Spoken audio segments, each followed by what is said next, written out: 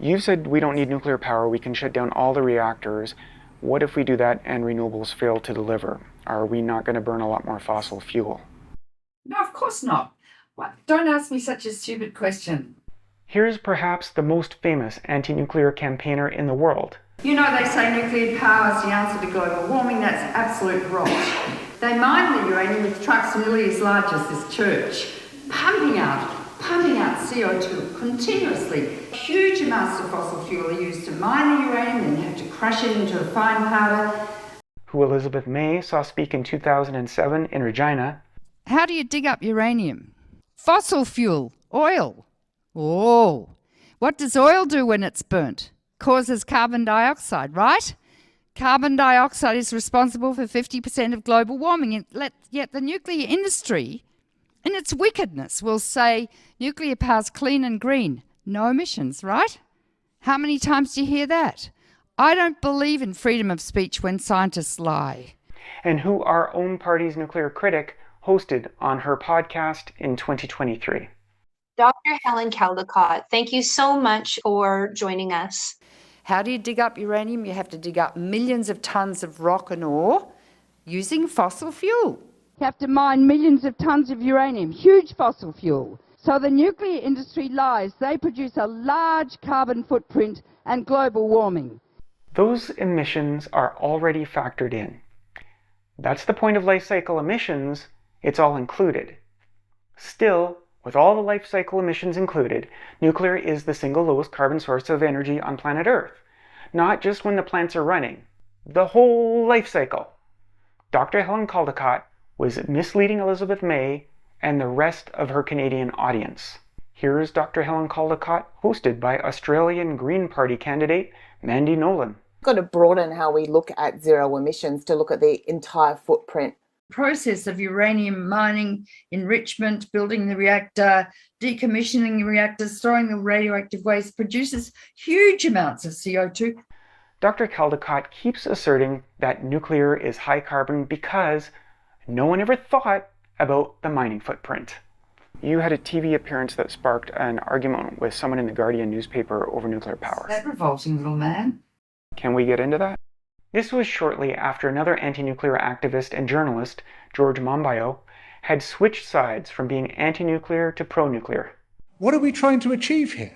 Why are we pursuing, come what may, one particular technology, whether or not it's the most appropriate one for dealing with this, whether or not it's the most efficient one for dealing with the existential crisis which we face here on Earth at the moment, and blocking out, before we've even been able to discuss it, a whole suite of technologies which could be extremely useful to us. Coal is hundreds of times more dangerous than nuclear power.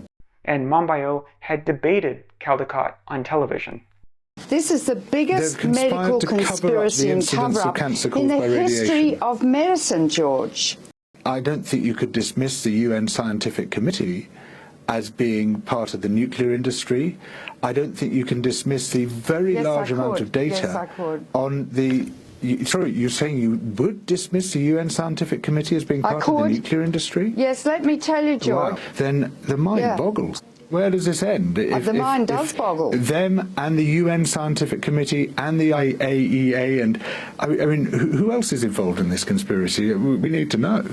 And Monbiot had written an article in The Guardian asserting that anti-nuclear campaigns were frequently dishonest.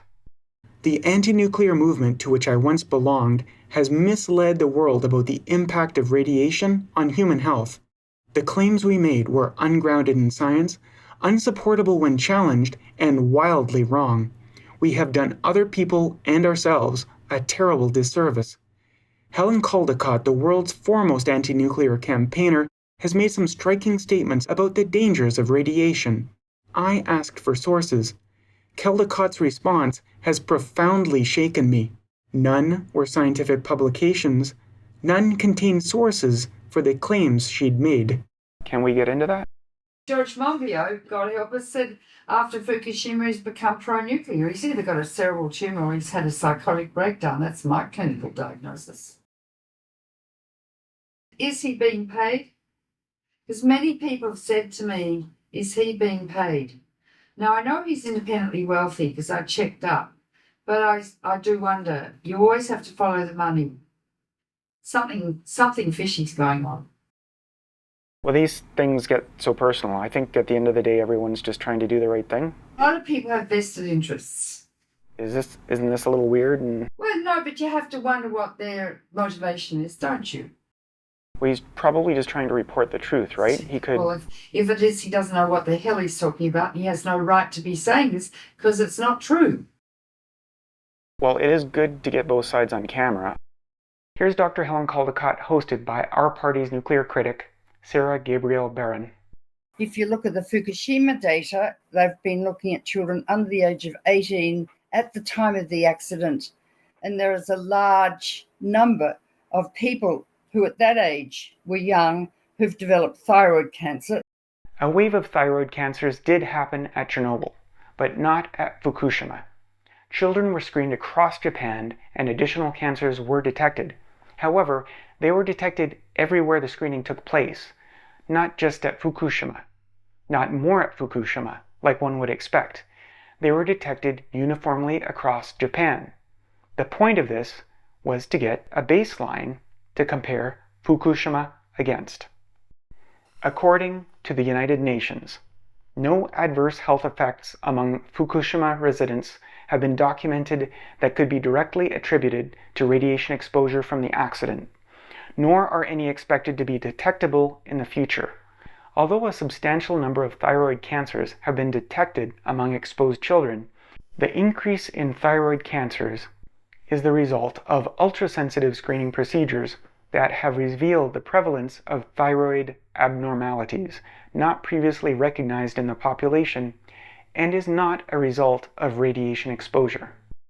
Caldicott was misleading our Green Party's nuclear critic and the rest of Sarah's podcast audience. Ever since I started learning about nuclear power in 2008, I've been trying to hear from both sides. I still try to hear from both sides. I don't think Green leadership has been trying.